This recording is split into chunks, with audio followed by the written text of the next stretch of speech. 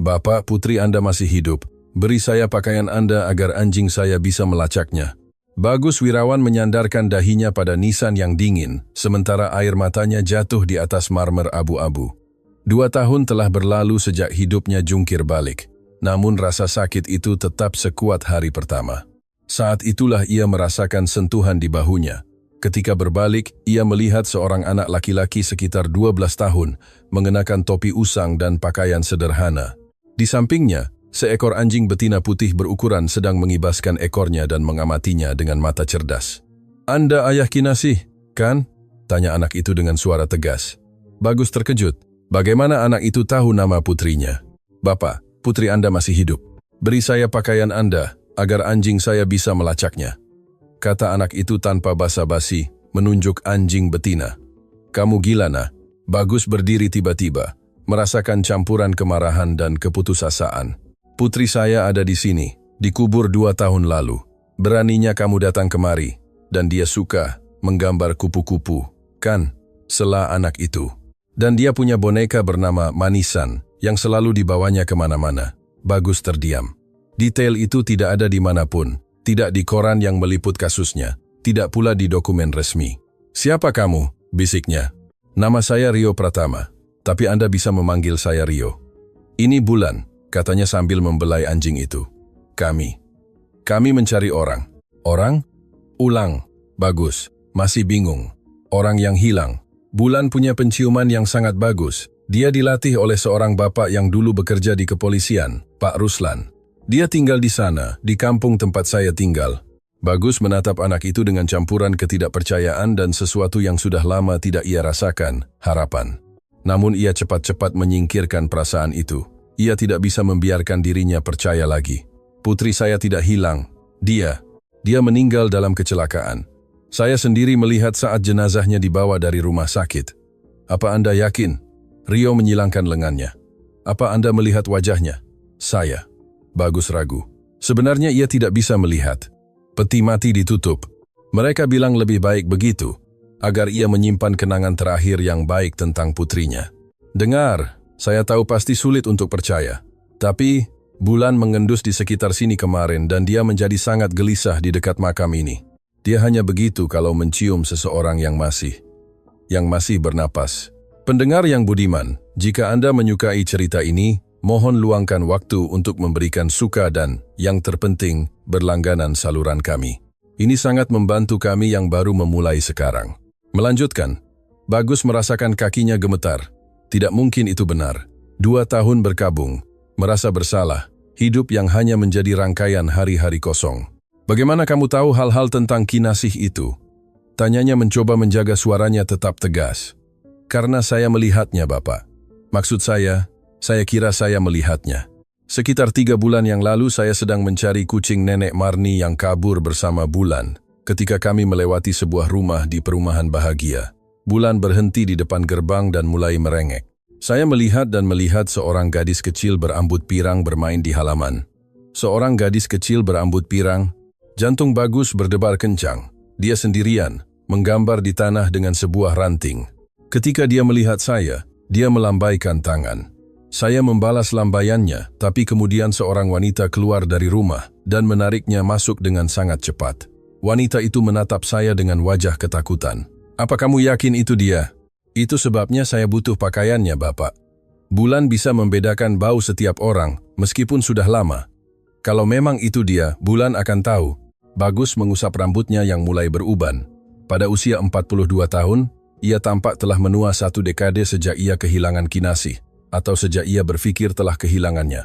Bahkan jika itu benar, apa yang kamu inginkan sebagai gantinya?" "Tidak ada, Bapak." Rio menunduk.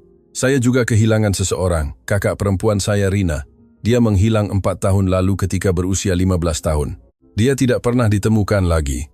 Saya berjanji akan membantu keluarga lain menemukan orang-orang yang mereka cintai." Ketulusan dalam suara anak itu menyentuh sesuatu yang dalam di dada Bagus. Ia kembali menatap nisan itu, ke foto Kinasih, tersenyum pada usia 6 tahun. "Bagaimana kamu tahu saya datang kemari?" "Saya kadang bekerja di pemakaman membantu Pak Budi dengan pemeliharaan. Anda datang ke sini setiap hari Minggu sejak saya mulai bekerja di sini. Saya butuh waktu untuk mengumpulkan keberanian berbicara dengan Anda. Bagus mengamati anak itu dengan lebih saksama. Ia kurus, dengan fitur yang menunjukkan kehidupan yang sulit, tapi matanya bersinar dengan tekad yang Bagus kenali. Itu tekad yang sama yang ia miliki ketika ia masih muda dan membangun bisnisnya dari nol. Jika saya memberi pakaiannya kepada anjingmu, apa yang terjadi selanjutnya? Jika Bulan memastikan itu bau putri Anda, kami akan mengikuti jejaknya sampai kemanapun itu membawa kami.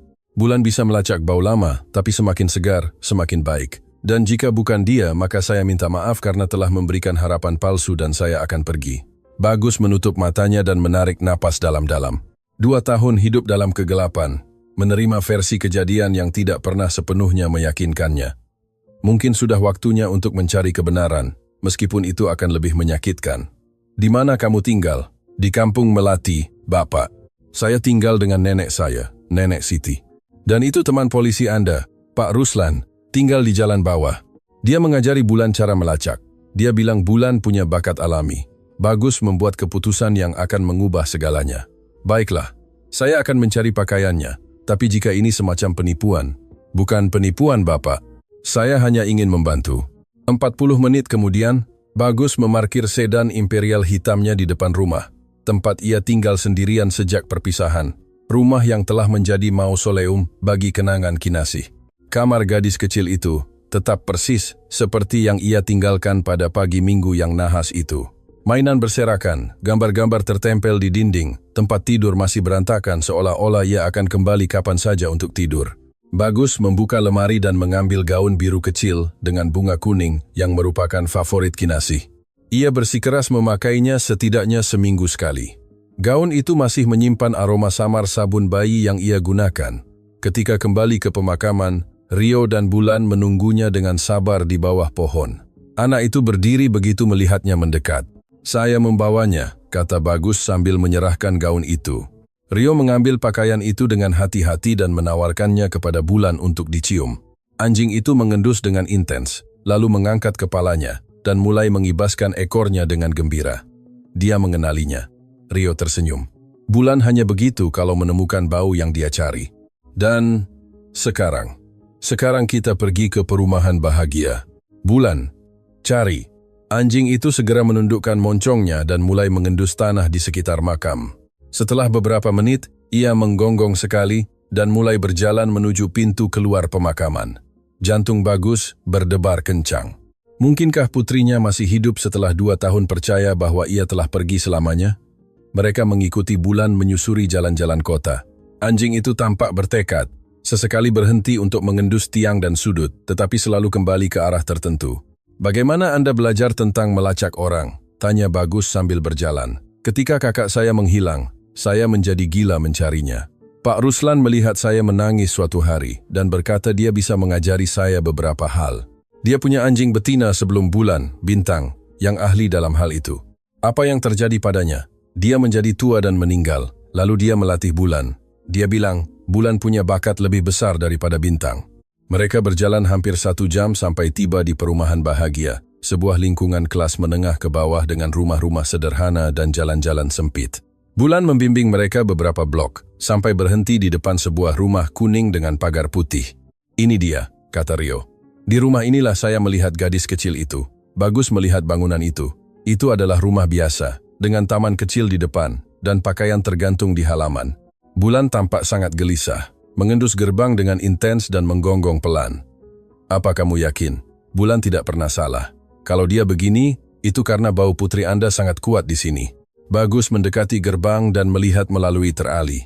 Halaman itu kosong, tapi ia bisa melihat mainan berserakan, boneka, pensil warna, buku gambar. Jantungnya hampir berhenti ketika ia melihat gambar tertempel di lemari es yang terlihat melalui pintu belakang. Itu adalah gambar kupu-kupu. Persis seperti yang biasa dibuat Kinasih. Saya harus masuk ke sana, katanya dengan suara gemetar. Tenang Bapak, Anda tidak bisa begitu saja menyerbu. Kita akan mengetuk pintu dan berbicara dengan siapapun yang tinggal di sini.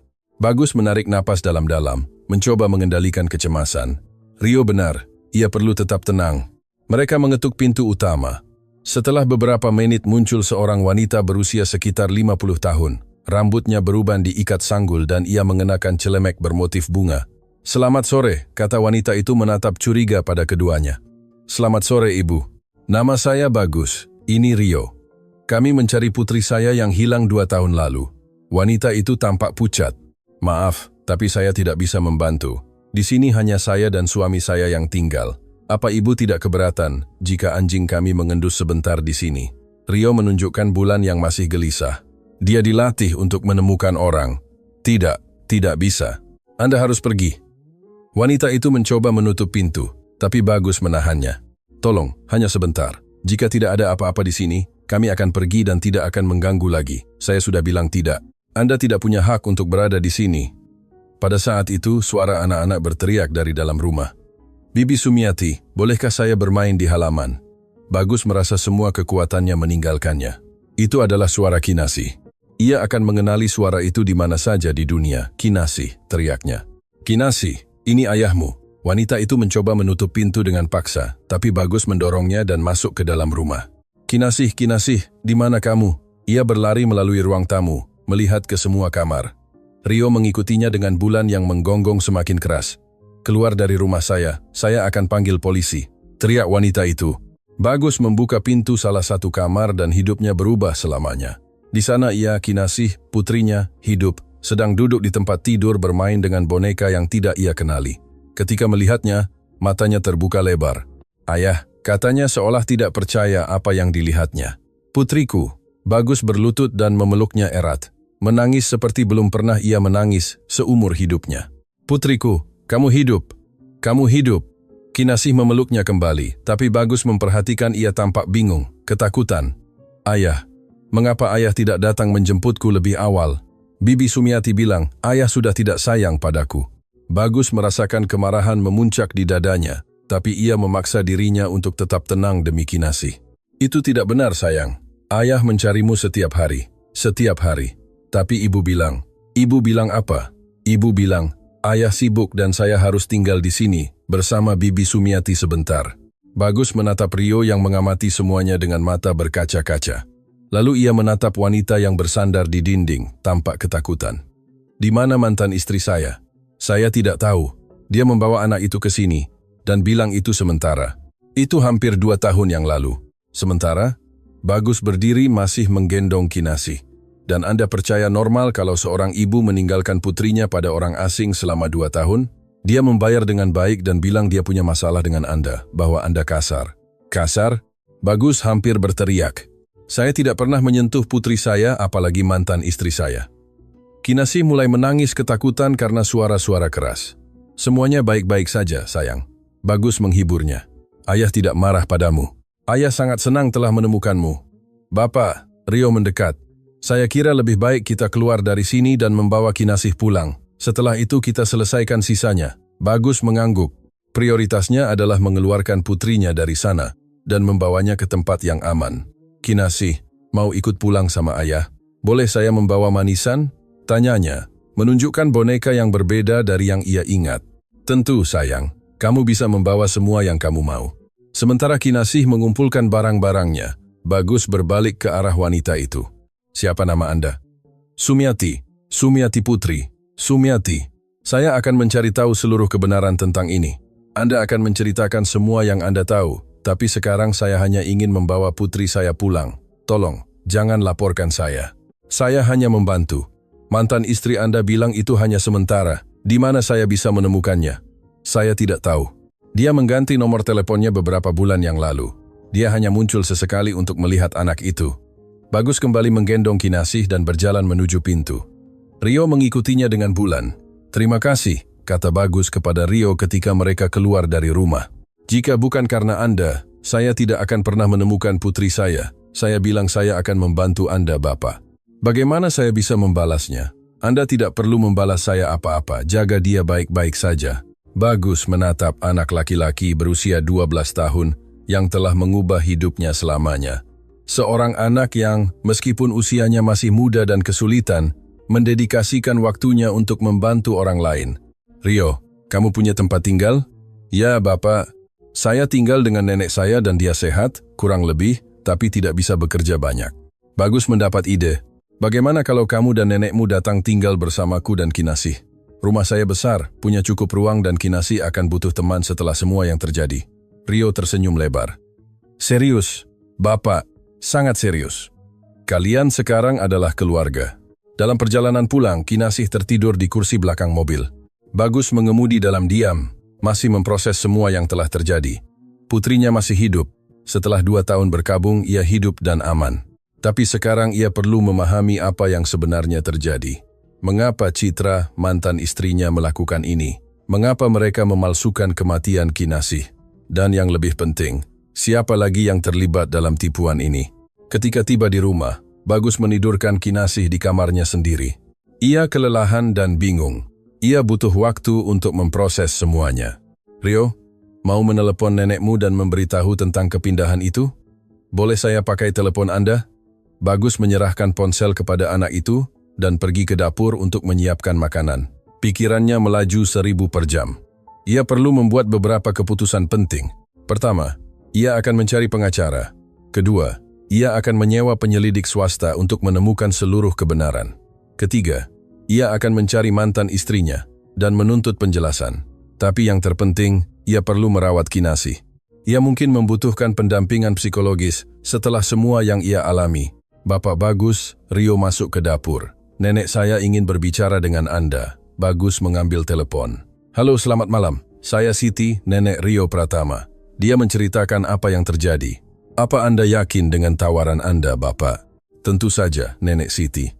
Rio Pratama menyelamatkan hidup saya hari ini. Itu yang paling sedikit yang bisa saya lakukan. Tapi kami orang sederhana, Bapak. Kami tidak ingin mengganggu. Anda sama sekali tidak akan mengganggu. Bahkan, Anda akan sangat membantu saya. Putri saya akan membutuhkan kasih sayang dan perhatian. Dan saya perlu bekerja untuk menghidupi keluarga. Kalau begitu, saya terima. Kapan kami bisa pindah? Kapan saja. Bahkan besok pagi, jika memungkinkan. Setelah menutup telepon, Bagus menatap Rio. Nenekmu setuju. Terima kasih, Bapak Bagus. Anda mengubah hidup kami. Kalianlah yang mengubah hidup saya. Malam itu, Bagus tidak bisa tidur. Ia duduk di kursi di samping tempat tidur, mengamati Kinasih bernapas. Masih terasa tidak nyata bahwa ia ada di sana, hidup dan aman. Pagi hari ia terbangun ketakutan seolah semuanya hanya mimpi. Ayah, saya di sini sayang. Saya bisa tinggal denganmu sekarang. Selamanya putriku, kita tidak akan pernah berpisah lagi. Dan ibu, Bagus ragu. Bagaimana menjelaskan kepada anak usia 8 tahun bahwa ibunya sendiri telah meninggalkannya? Ibu, dia melakukan beberapa hal buruk, tapi yang penting kamu bersamaku sekarang. Dia tidak mencintaiku lagi. Saya tidak tahu sayang, tapi saya sangat mencintaimu dan akan selalu mencintaimu. Kinasih mengangguk dan meringkuk dalam pelukan ayahnya. Bagus merasa ia akan memiliki banyak pekerjaan di depan untuk membangun kembali kepercayaan dan keamanan putrinya. Kemudian pagi itu, Rio tiba bersama neneknya, Nenek Siti, seorang wanita berusia 70 tahun yang mungil dan tersenyum. Senang bertemu Anda, Bapak Bagus. Terima kasih telah membuka rumah Anda untuk kami. Senang bertemu Anda juga, Nenek Siti. Rumah ini menjadi sangat kosong setelah saya pikir telah kehilangan putri saya. Kinasih bersembunyi di balik ayahnya ketika ia melihat para pengunjung. Kinasih, ini teman baru kita. Ini Rio yang membantu ayah menemukanmu. Dan ini Nenek Siti. Rio berlutut setinggi anak itu. Halo Kinasih, apa kamu ingat saya? Ia menggelengkan kepala. Bulan, dan saya mencarimu sangat lama. Ayahmu banyak menangis karena merindukanmu. Benarkah? Ia menatap Bagus. Benar, sayang. Ayah menangis setiap hari. Maaf ayah, saya tidak ingin ayah sedih. Bagus merasakan matanya berkaca-kaca lagi. Kamu tidak bersalah apa-apa Kinasih. Tidak ada ini yang salahmu. Nenek Siti mendekat perlahan. Gadis kecil yang manis sekali. Rio Pratama bilang, kamu suka menggambar kupu-kupu. Kinasih mengangguk malu-malu. Mau menggambar bersamaku? Saya juga bisa membuat kupu-kupu. Untuk pertama kalinya sejak ia menemukannya, Bagus melihat Kinasih tersenyum. Hari-hari berikutnya adalah masa adaptasi. Kinasih jelas trauma, tapi perlahan-lahan mulai terbuka dengan keluarga barunya. Rio Pratama sangat penting dalam proses itu, karena ia sebaya dengannya dan berhasil berkomunikasi dengan cara yang tidak bisa dilakukan orang dewasa. Bagus menjadwalkan janji dengan psikolog anak dan memulai penyelidikan tentang apa yang sebenarnya terjadi 2 tahun lalu. Ia menyewa Anton, seorang penyelidik swasta yang direkomendasikan oleh pengacaranya. Anton adalah mantan polisi dengan pengalaman dalam kasus orang hilang. Bapak Bagus, saya akan membutuhkan semua detail tentang hari putri Anda diduga meninggal. Bagus menceritakan semua yang ia ingat. Citra menelepon histeris mengatakan bahwa Kinasih mengalami kecelakaan dan telah dibawa ke rumah sakit. Ketika ia tiba di sana, ia berada di UGD. Beberapa jam kemudian, para dokter keluar dan mengatakan ia tidak bertahan. Apa Anda melihat jenazahnya? Tidak. Citra bilang lebih baik saya menyimpan kenangan indah terakhir tentang Kinasih dan pemakaman peti mati tertutup. Citra yang mengatur semuanya. Saya sangat syok. Saya membiarkannya mengurus semua detailnya. Apa Anda yakin ada jenazah di peti mati? Bagus merasakan merinding. Tidak, saya tidak pernah memikirkannya. Bagaimana ia berhasil memalsukan situasi di rumah sakit? Kita akan mencari tahu. Saya butuh nama semua dokter dan perawat yang terlibat. Bagus memberikan semua informasi yang ia miliki. Anton berjanji untuk segera memulai penyelidikan. 2 hari kemudian, Anton menelepon dengan penemuan pertamanya. Bapak Bagus, saya menemukan sesuatu yang menarik. Dokter yang menandatangani sertifikat, Dr. Budi Santoso, dipecat dari rumah sakit 3 bulan setelah kasus putri Anda. Mengapa? Penyimpangan dalam dokumentasi, dugaan pemalsuan laporan. Apa Anda berhasil berbicara dengannya? Belum, tapi saya sudah melacak di mana dia bekerja sekarang. Dia di sebuah klinik swasta di Kebayoran Baru. Dan para perawat, salah satunya, Suster Indah, mengundurkan diri pada waktu yang sama. Saya berhasil mendapatkan alamatnya. Bagus merasa mereka berada di jalur yang benar. Kapan kita bisa berbicara dengan mereka? Besok juga, jika Anda mau, pendengar yang budiman. Jika Anda menikmati cerita ini, mohon luangkan waktu untuk memberikan suka dan, yang terpenting, berlangganan saluran kami. Ini sangat membantu kami yang baru memulai sekarang. Melanjutkan. Pagi berikutnya, Bagus dan Anton menuju rumah Suster Indah. Itu adalah rumah sederhana di perkampungan pinggiran. Indah, seorang wanita, berusia sekitar 40 tahun, membuka pintu dengan wajah yang seolah-olah tidak tidur nyenyak sudah lama. Suster Indah? Tanya Anton. Ya, ada apa? Kami penyelidik. Kami sedang menyelidiki penyimpangan di Rumah Sakit Hati Kudus terkait kasus 2 tahun lalu. Wanita itu tampak pucat. Saya tidak punya apa-apa untuk dikatakan. Indah, Bagus mendekat. Nama saya Bagus Wirawan. Anda merawat putri saya, Kinasih, pada hari ia diduga meninggal. Saya tidak ingat. Tolong. Bagus mengeluarkan foto Kinasih dari sakunya. Kami hanya ingin mengerti apa yang terjadi. Putri saya masih hidup. Kami menemukannya seminggu yang lalu. Indah melihat foto itu dan mulai gemetar. Dia hidup? Ya, tolong. Ceritakan apa yang terjadi hari itu. Indah melihat ke samping seolah memastikan tidak ada yang mengamati mereka. Masuk cepat. Mereka masuk ke ruang tamu yang sederhana. Indah menawarkan kopi dan duduk di kursi tua. Saya tahu hari ini akan tiba, katanya sambil menghela napas panjang. Apa yang terjadi, Indah? Dr. Budi mencari saya pagi itu. Dia bilang saya akan mendapatkan 5 juta rupiah jika saya membantunya dalam kasus khusus. Khusus bagaimana? Dia bilang seorang ibu putus asa ingin menyembunyikan putrinya dari mantan suami yang kasar dan satu-satunya cara adalah memalsukan kematian anak itu. Dan Anda percaya? Saat itu ya, dia menunjukkan foto seorang wanita yang terluka. Dia bilang mantan suaminya akan terus memukuli dia dan putrinya jika mereka tidak melakukan sesuatu yang drastis. Foto apa? Foto Citra dengan memar di wajah dan lengannya. Jantung Bagus terasa dingin. Citra selalu tahu bahwa ia tidak akan pernah mengangkat tangan kepadanya atau Kinasih. Foto-foto itu palsu.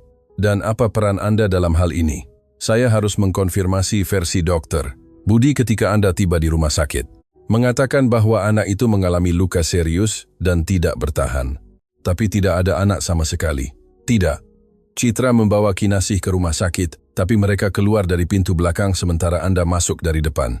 Dan setelah itu Dr. Budi memalsukan semua dokumen, sertifikat, laporan medis, semuanya. Peti mati pemakaman kosong. Bagus ingin muntah. 2 tahun hidupnya sia-sia karena kebohongan yang begitu rumit. Mengapa Anda menceritakan ini sekarang? Karena saya tidak bisa hidup dengan rasa bersalah ini lagi. Dan karena jika anak itu hidup, ia pantas bersama ayah kandungnya. Apa Anda tahu di mana saya bisa menemukan Dr. Budi Santoso? Dia bekerja di sebuah klinik di Kebayoran Baru, Klinik Harapan Baru. Anton mencatat semua informasi. Indah, Apakah Anda punya keberanian untuk mengulangi ini dalam pernyataan resmi? Jika untuk mencari keadilan? Ya. Mereka keluar dari rumah Indah dan langsung menuju klinik Harapan Baru. Bagus bertekad untuk mendengar versi Dr. Budi. Klinik itu kecil, tapi terawat dengan baik. Di resepsionis mereka meminta untuk berbicara dengan Dr. Budi Santoso. Dia sedang konsultasi. Apa Anda punya janji? Ini mendesak, kata Anton menunjukkan kartu penyelidiknya. Ini tentang kasus lama. Resepsionis menjadi gugup dan pergi memanggil dokter. Dr. Budi muncul beberapa menit kemudian. Ia seorang pria berusia sekitar 50 tahun. Rambutnya mulai beruban dan berkacamata. Ada yang bisa saya bantu? Dokter. Budi, saya perlu berbicara dengan Anda tentang Kinasih Wirawan, kata Bagus. Dokter itu membeku beberapa detik, lalu kembali tenang. Saya tidak tahu apa yang Anda bicarakan, Bapak. Anton mendekat. Kami sudah bicara dengan Suster Indah. Kami tahu seluruh skemanya, dokter. Dr. Budi melihat sekeliling. Ia melihat pasien lain mendengarkan pembicaraan. Mari kita bicara di ruang konsultasi saya. Mereka mengikuti dokter itu ke sebuah ruangan kecil di bagian belakang klinik. Apa yang Anda inginkan? Kebenaran, kata Bagus. Mengapa Anda membantu mantan istri saya memalsukan bahwa putri saya telah meninggal? Dengar, saya tidak punya pilihan. Dia bilang Anda kasar, bahwa Anda memukul dia dan anak itu. Itu bohong. Bagaimana Anda bisa tahu? Dia punya bukti, foto luka-luka, foto palsu. Saya tidak pernah menyentuh keluarga saya. Dr. Budi menunduk. Dia menawarkan saya 20 juta rupiah. Saya sedang mengalami kesulitan ekonomi saat itu. Dan Anda tidak terpikir untuk memverifikasi apakah cerita itu benar. Dia tampak putus asa dan bilang itu hanya sementara, bahwa dalam beberapa bulan dia akan menghidupkan kembali anak itu dan pindah ke negara bagian lain. Tapi itu 2 tahun yang lalu. Saya tahu, setelah melakukan itu, dia menghilang, mengganti nomor telepon. Saya tidak bisa menghubunginya lagi. Di mana saya bisa menemukannya? Saya tidak tahu.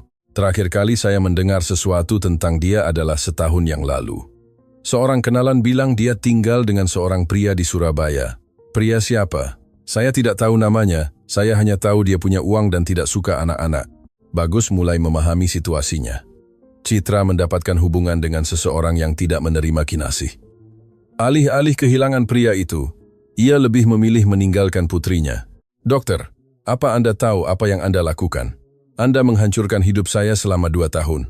Saya tahu, dan saya menyesal setiap hari. Jika berguna, saya bisa menandatangani pengakuan penuh. Anton mengambil kertas dan pena. Anda bisa mulai menulis. Sementara Dr. Budi menyusun pengakuannya, Bagus menelepon pengacaranya dan menceritakan semua yang ia temukan. Bagus, dengan pengakuan ini, Anda punya cukup materi untuk menuntut Citra dan semua yang terlibat dalam skema ini. Yang saya inginkan sekarang adalah menemukan Citra dan menuntutnya menjelaskan semua ini secara pribadi. Saya akan menyewa penyelidik di Surabaya untuk melacaknya. Terima kasih, Bapak Wisnu. Jika ada berita, panggil saya. Bagus menutup telepon dan berbalik ke Anton. Kita punya cukup materi? Lebih dari cukup. Dengan kesaksian, Indah dan dokter Budi, kita bisa membuktikan seluruh tipuan itu.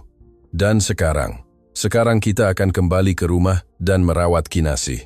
Sisanya akan terselesaikan sedikit demi sedikit.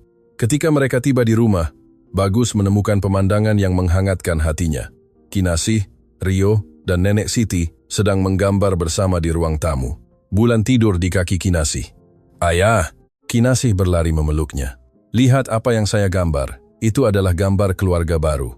Bagus, Kinasih, Rio, Nenek Siti, dan Bulan. Semuanya bergandengan tangan di depan sebuah rumah.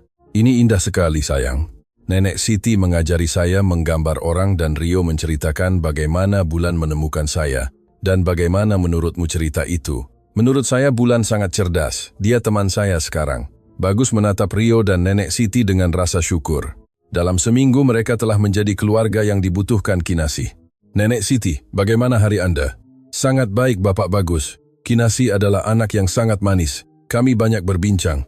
Tentang apa yang kalian bincangkan? Tentang kehidupan di rumah Bibi Sumiati. Sepertinya dia tidak jahat, hanya takut dengan situasinya. Kinasih menceritakan bahwa Bibi Sumiati selalu bilang bahwa sebentar lagi ibunya akan datang menjemputnya. Dan kamu ingin ibunya datang? Kinasih menunduk. Saya ingin dia datang, tapi saya lebih ingin ayah datang. Mengapa, sayang? Karena saya selalu mengingat ayah. Ayah. Meskipun ibu bilang ayah sudah tidak mencintaiku, saya tahu itu tidak benar. Bagus merasakan matanya berkaca-kaca lagi. Bagaimana kamu tahu? Karena ketika saya menutup mata, saya ingat bau parfum ayah dan suara ayah bernyanyi sebelum tidur.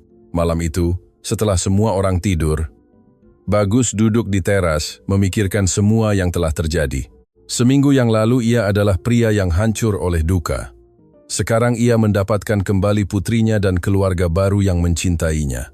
Tapi masih ada masalah yang belum terselesaikan. Citra perlu bertanggung jawab atas perbuatannya. Sumiati juga, dan semua yang terlibat dalam skema itu. Ponselnya berdering. Itu Bapak Wisnu. Bagus, kami berhasil menemukan Citra. Di mana? Di Surabaya. Seperti yang dikatakan dokter, dia tinggal dengan seorang pengusaha bernama Pak Hartono. Kami mendapatkan alamatnya. Saya akan berangkat besok juga. Bagus, mungkin lebih baik melakukannya melalui pengacara. Pergi secara pribadi bisa memperumit masalah. Tidak, Bapak Wisnu. Saya ingin mendengar dari mulutnya mengapa dia melakukan ini. Saya ingin dia melihat mata saya dan menjelaskan mengapa dia meninggalkan putri kami. Kalau begitu, saya ikut dengan Anda, dan kita juga akan membawa pengacara dari Surabaya. Setuju. Bagus menutup telepon dan naik ke kamar. Kinasih tidur nyenyak, memeluk Bulan yang telah naik ke tempat tidur. Ia mencium lembut dahinya. Ayah akan menyelesaikan semuanya, sayang. Tidak akan ada lagi yang memisahkan kita. Pagi berikutnya, Bagus menjelaskan kepada Kinasih bahwa ia perlu pergi sehari, tapi akan segera kembali. Apa ayah akan mencari ibu? Tanyanya. Ayah akan berbicara dengannya. Mengapa? Saya ingin dia meminta maaf karena berbohong. Kebijaksanaan seorang anak berusia 8 tahun mengejutkan Bagus. Dan jika dia tidak mau meminta maaf, maka dia tidak bisa tinggal bersama kita lagi. Nenek Siti bilang, keluarga adalah orang-orang yang saling menjaga. Bagus tersenyum. Nenek Siti sedang mendidik Kinasih tentang nilai-nilai penting. Nenek Siti benar, sayang. Dan kamu, Rio. Dan dia menjaga ayah, sama seperti ayah menjaga kalian. Dan Bulan juga. Dan Bulan juga. Bagus pergi ke Surabaya dengan penerbangan pukul 10 pagi, ditemani oleh Bapak Wisnu dan Bapak Dimas Pramudia, pengacara dari Surabaya. Alamat Citra berada di daerah eksklusif Surabaya. Sebuah perumahan tertutup dengan rumah-rumah besar dan taman yang terawat. Mereka berhenti di depan nomor 412, sebuah rumah putih 2 lantai dengan mobil mewah berwarna perak di garasi. Bagaimana kita akan mendekati ini? Tanya Bapak Dimas. Langsung ke intinya, kata Bagus. Saya ingin jawaban. Mereka menekan bel. Seorang asisten rumah tangga menjawab. Selamat sore, kami ingin berbicara dengan Ibu Citra. Ibu Citra pergi, kembali nanti malam. Ini mendesak. Bisakah kami menunggu? Saya tidak tahu. Lebih baik telepon dulu. Pada saat itu, suara laki-laki berteriak dari dalam. Siapa itu, Rina? Seorang pria berusia sekitar 45 tahun muncul di pintu, tinggi, rambut rapi, pakaian mahal. Pak Hartono? Tanya Bapak Wisnu. Ya, ada apa? Kami pengacara. Kami perlu berbicara dengan Citra tentang proses hukum. Pak Hartono tampak sangat khawatir. Proses hukum apa? Terkait dengan penelantaran anak di bawah umur, kata Bapak Dimas. Saya tidak tahu apa yang Anda bicarakan. Kami tahu Citra tinggal di sini. Bagus mendekat. Saya Bagus Wirawan, mantan suaminya dan ayah Kinasih. Pak Hartono tampak pucat. Citra bilang anak itu. Apa? Bagus menekannya. Telah meninggal dalam kecelakaan. Itu bohong. Putri saya masih hidup dan ditelantarkan oleh ibunya 2 tahun lalu. Pak Hartono mengusap rambutnya dengan gugup. Di mana Citra sekarang? Desak Bapak Wisnu. Di pusat perbelanjaan.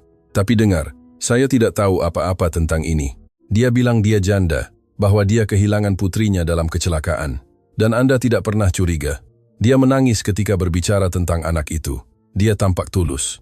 Pak Hartono, Bapak Dimas mendekat. Apa Anda tahu bahwa berpartisipasi dalam penelantaran anak di bawah umur adalah kejahatan? Saya tidak tahu. Saya bersumpah tidak tahu. Kalau begitu, Bagus mengeluarkan foto Kinasih dari sakunya. Anda tidak akan keberatan jika putri saya datang tinggal di sini bersama ibunya. Pak Hartono melihat foto itu dan ekspresinya berubah total. Dengar, saya tidak bisa, maksud saya. Saya tidak punya struktur untuk merawat anak. Jadi, Anda tidak menerima anak-anak di rumah Anda? Bukan begitu. Hanya saja hidup kami di sini sangat sibuk. Kami banyak bepergian untuk bekerja, itu tidak akan baik untuk seorang anak. Bagus mengerti semuanya. Pak Hartono tidak menerima anak-anak dan Citra memilih hubungan daripada putrinya. Di pusat perbelanjaan mana dia? Plaza Surabaya. Tapi dengar, ketika dia tiba, saya akan menceritakan semuanya. Situasi ini perlu diselesaikan. Kita akan mencarinya di plaza, kata Bapak Wisnu. Mereka menuju Plaza Surabaya. Bapak Dimas menelepon beberapa kontak dan berhasil menemukan mobil Citra di tempat parkir. Dia di sini. Plat nomor B1234XY. Mereka menunggu di dekat mobil. 2 jam kemudian, Citra muncul membawa beberapa kantong belanjaan. Ketika ia melihat mereka, ia menjatuhkan tas-tasnya ke tanah. Bagus, halo, Citra. Ia tampak berbeda. Rambut diwarnai pirang, pakaian mahal, perhiasan. Ia tampak seperti orang yang sama sekali baru. Apa yang kamu lakukan di sini? Saya datang untuk mencari penjelasan. Penjelasan apa? Tentang putri kami, Kinasih. Apa kamu ingat dia? Citra menatap para pengacara, lalu kembali ke Bagus. Saya tidak mengerti. Saya menemukannya, Citra. Saya menemukan putri kami hidup di rumah Sumiati itu. Citra bersandar pada mobil seolah kakinya akan roboh. Bagaimana bisa? Kamu tahu betul bagaimana? Mengapa kamu melakukan ini padaku? Mengapa kamu melakukan ini pada putri kami? Bagus, saya bisa menjelaskan. Kalau begitu, jelaskan.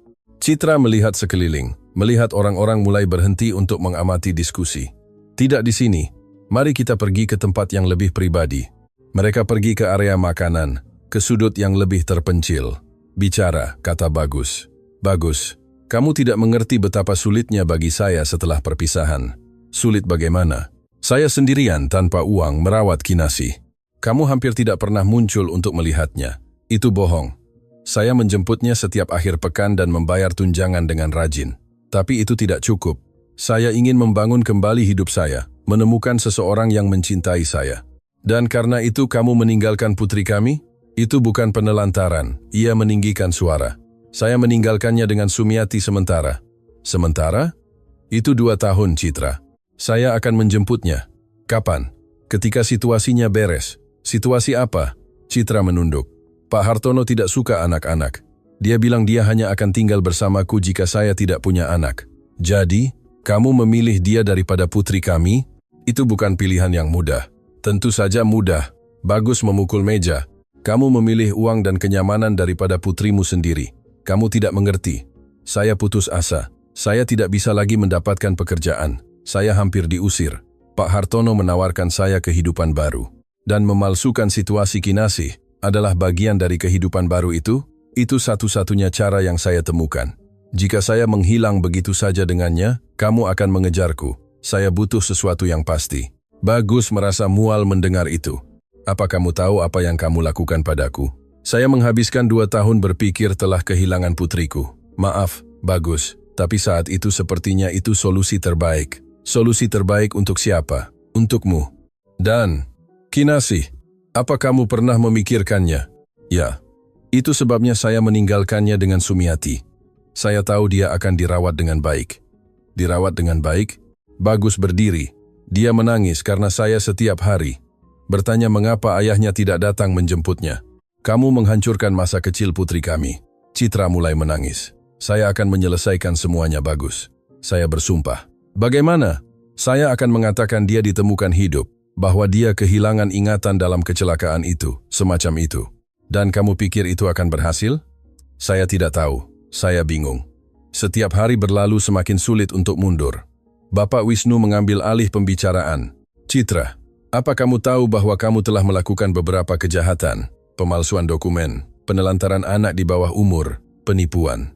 Saya tidak ingin seperti itu, tapi begitulah adanya, kata Bapak Dimas. Dan sekarang kamu harus mempertanggungjawabkannya. Apa yang kalian inginkan dariku? Bagus menarik napas dalam-dalam. Saya ingin kamu ikut dengan saya untuk melihat putri Anda. Saya ingin kamu menatap matanya dan meminta maaf. Dan setelah itu saya ingin kamu menandatangani pengabaian hak asuh secara permanen. Maksudnya apa? Kamu tidak pantas menjadi ibunya. Kamu akan menandatangani dokumen yang melepaskan semua hak ibu. Bagus, dia juga putriku. Dia dulunya putrimu. Kamu meninggalkannya ketika kamu menelantarkannya. Saya tidak bisa melakukan itu.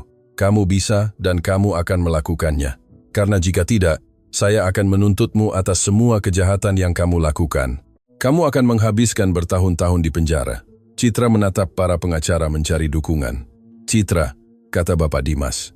Bagus bahkan bersikap murah hati. Dengan bukti yang dia miliki, Anda pasti akan dihukum. Tapi jika saya menandatangani dokumen ini, setidaknya saya terbebas dari tuntutan. Dari tuntutan pidana. Ya, kata Bapak Wisnu. Tapi Anda harus mengganti semua biaya yang Bagus keluarkan untuk penyelidikan dan pengacara. Berapa? Sekitar 50 juta rupiah sejauh ini. Citra tampak pucat. Saya tidak punya uang itu. Pak Hartono punya, kata Bagus. Dia yang diuntungkan dari seluruh situasi ini. Mereka kembali ke rumah Pak Hartono yang panik saat mengetahui detailnya. Citra, bagaimana kamu bisa menipuku seperti ini? Pak Hartono, maafkan saya putus asa. Dan sekarang saya juga bisa dituntut karena keterlibatan, hanya jika Anda tidak bekerja sama, kata Bapak Dimas. Jika Anda membayar ganti rugi dan membantu menyelesaikan situasinya, Anda tidak akan punya masalah. Berapa? 50 juta rupiah. Pak Hartono melakukan beberapa perhitungan mental. Baiklah, tapi setelah ini, Citra, kamu pergi dari rumah saya. Maksudnya apa? Kamu menipuku. Saya tidak ingin apa-apa lagi denganmu. Bagus hampir merasa kasihan pada Citra. Ia kehilangan segalanya, putrinya, hubungannya, kehidupan nyamannya. Tapi ia cepat-cepat teringat Kinasih menangis di rumah Sumiati. Bertanya mengapa ayahnya tidak datang menjemputnya. Citra, ikut kami? Atau kamu lebih suka saya menjemput Kinasih sendiri? Saya ikut kalian. Perjalanan pulang ke Surabaya tegang. Citra menangis sepanjang penerbangan. Bagus tidak merasa kasihan sedikit pun. Ketika mereka tiba di rumah, hari hampir malam. Kinasih sedang di ruang tamu bermain dengan Rio ketika melihat mereka masuk. Ayah, ia berlari memeluknya. Lalu ia melihat Citra dan berhenti bingung. Ibu, halo sayang. Citra berlutut setinggi Kinasih. Bagaimana kabarmu? Saya baik. Mengapa ibu meninggalkan saya di rumah Bibi Sumiati? Citra menatap Bagus, lalu kembali ke putrinya. Ibu melakukan sesuatu yang sangat buruk, Kinasih, dan datang ke sini untuk meminta maaf padamu. Ibu sudah tidak sayang padaku. Ibu mencintaimu, sayang. Ibu akan selalu mencintaimu. Tapi ayah menjagamu lebih baik daripada ibu. Kinasih menatap bingung di antara keduanya. Tapi sekarang kita semua bisa tinggal bersama. Bagus berlutut di samping Citra. Kinasih, ibu akan tinggal jauh sekarang, tapi kamu akan tinggal di sini bersamaku, dengan Rio, dan dengan Nenek Siti. Selamanya. Kinasih menatap Citra. Apa ibu akan mengunjungiku? Citra menatap Bagus yang menggelengkan kepala. Mungkin ketika kamu sudah lebih besar kita bisa bertemu lagi. Baiklah, kata Kinasih. Tampak menerima situasinya dengan kedewasaan yang mengesankan. Citra memeluknya beberapa menit sambil menangis. Maafkan saya sayang, maafkan saya untuk segalanya. Setelah makan malam, sementara Kinasih bermain dengan Rio, Bagus dan Citra menandatangani semua dokumen. Ia secara resmi melepaskan semua hak ibu. Bagus, katanya sebelum pergi, jaga dia baik. Saya selalu menjaganya. Masalahnya adalah kamu tidak pernah melihatnya. Saya tahu saya melakukan semua yang salah. Jika saya bisa kembali ke masa lalu, kamu tidak bisa. Dan sekarang, sudah terlambat. Citra keluar dari rumah dan dari kehidupan Bagus dan Kinasih selamanya. Malam itu, setelah semua orang tidur, Bagus duduk di teras merenungkan semua yang terjadi dalam 2 minggu. Hidupnya telah berubah total. Rio mendekat. Pak Bagus, boleh saya bertanya? Tentu. Rio, bagaimana Anda bisa memaafkan Citra? Siapa bilang saya memaafkannya? Tapi Anda tidak marah padanya di depan Kinasih. Bagus tersenyum. Anak itu sangat jeli. Rio Pratama, ada hal-hal yang dilakukan seseorang demi anak-anaknya. Menunjukkan kebencian pada ibu Kinasih tidak akan baik untuknya. Saya mengerti. Anda seorang ayah yang sangat baik. Saya belajar menjadi lebih baik setiap hari. Dan boleh saya terus memanggil Anda Pak Bagus? Bagaimana kalau kamu memanggilku ayah saja? Rio tersenyum lebar. Ayah, Bagus, ayah saja.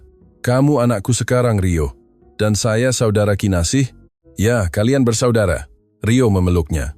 Terima kasih telah menyelamatkan keluarga kami. Kalianlah yang menyelamatkan saya. Dalam bulan-bulan berikutnya, keluarga baru itu menyesuaikan diri dengan sempurna. Kinasih mulai menjalani terapi dan perlahan-lahan mengatasi trauma. Rio Pratama mendaftar di sekolah yang lebih baik dan mulai bermimpi menjadi dokter hewan untuk membantu lebih banyak hewan seperti Bulan. Nenek Siti menjadi nenek yang tidak pernah dimiliki Kinasih. Ia mengajarinya memasak, menceritakan kisah, dan memberinya nasihat hidup. Bagus kembali tersenyum tulus untuk pertama kalinya dalam 2 tahun.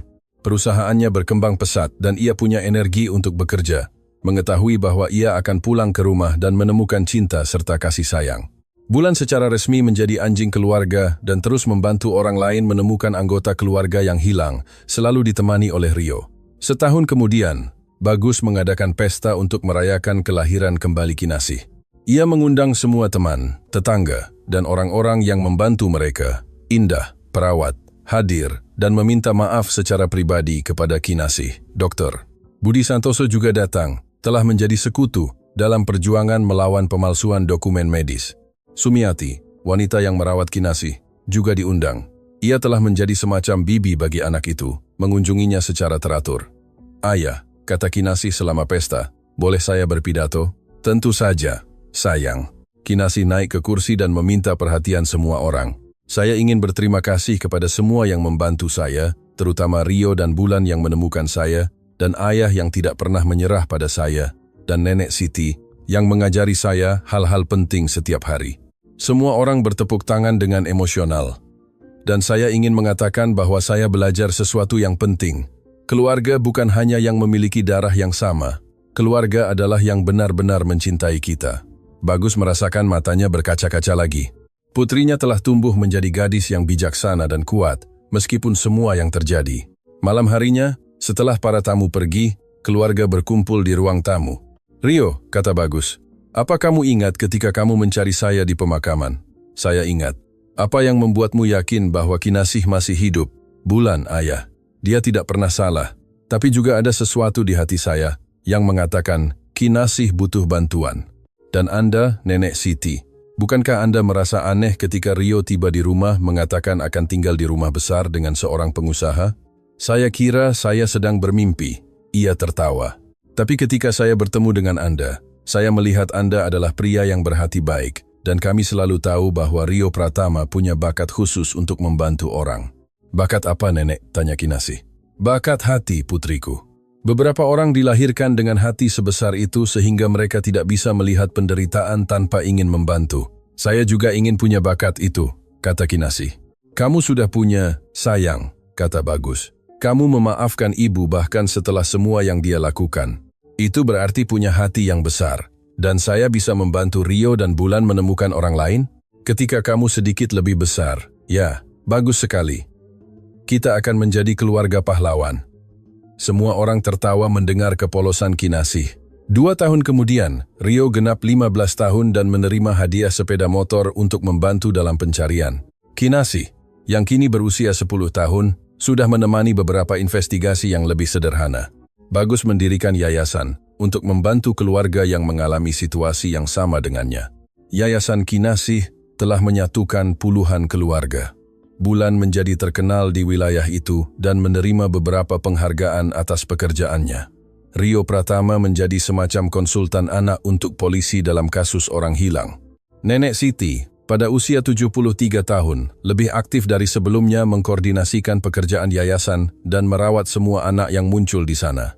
Suatu pagi, Bagus menerima telepon yang akan mengubah hidup mereka lagi. Halo Bapak Bagus, ini Komandan Polisi Ratna. Saya punya kasus yang saya kira bisa menarik perhatian Anda, katakan. Seorang anak laki-laki berusia 12 tahun bersikeras bahwa saudara perempuannya yang berusia 15 tahun masih hidup, meskipun telah dinyatakan hilang setahun yang lalu. Kisah anak itu sangat mirip dengan Rio. Bagus tersenyum. Siapa nama anak itu? Arif. Arif Maulana. Bawa dia ke rumah ini. Kita akan bicara dengannya. Apa Anda yakin? Tentu saja. Keluarga kami selalu punya tempat untuk satu anak lagi. Ketika Arif tiba di rumah Bagus, Rio segera mengidentifikasi diri dengan cerita anak itu. Arif, siapa nama kakakmu? Dewi. Dia menghilang ketika pulang sekolah, dan kamu yakin dia hidup? Ya, saya melihatnya di pasar minggu lalu. Tapi ketika saya mencoba mendekat, seorang pria membawanya pergi. Kinasih mendekati Arif. Jangan khawatir, Rio dan Bulan akan menemukan kakakmu. Mereka adalah yang terbaik di dunia dalam hal itu. Bagus menatap keluarga barunya dan merasakan hatinya penuh rasa syukur. Rio telah tumbuh menjadi pemuda yang bertanggung jawab dan bertekad. Kinasih tumbuh kuat dan murah hati. Nenek Siti adalah nenek yang pantas dimiliki setiap anak. Dan Bulan terus menyelamatkan keluarga dengan penciumannya yang luar biasa dan hatinya yang emas. "Arif," kata Bagus, "bagaimana kalau kamu tinggal di sini bersama kami sementara kami mencari kakakmu?" "Serius, sangat serius. Rumah ini selalu terbuka bagi siapa saja yang membutuhkannya. Dan jika kami tidak menemukan kakakku, kami akan menemukannya," kata Rio dengan yakin. "Dan meskipun terlambat, kamu akan punya keluarga di sini. Tapi saya tidak ingin keluarga baru, saya ingin kakakku. Dan kamu akan punya kakakmu," kata Kinasih. "Tapi kamu juga akan punya keluarga kami." Seseorang bisa punya beberapa keluarga. Arif tersenyum untuk pertama kalinya sejak ia tiba di sana. Malam itu, saat makan malam, Bagus bersulang. "Untuk keluarga kita yang tidak berhenti bertumbuh, dan untuk semua keluarga yang masih akan kita satukan." "Untuk keluarga!" teriak semua orang bersamaan.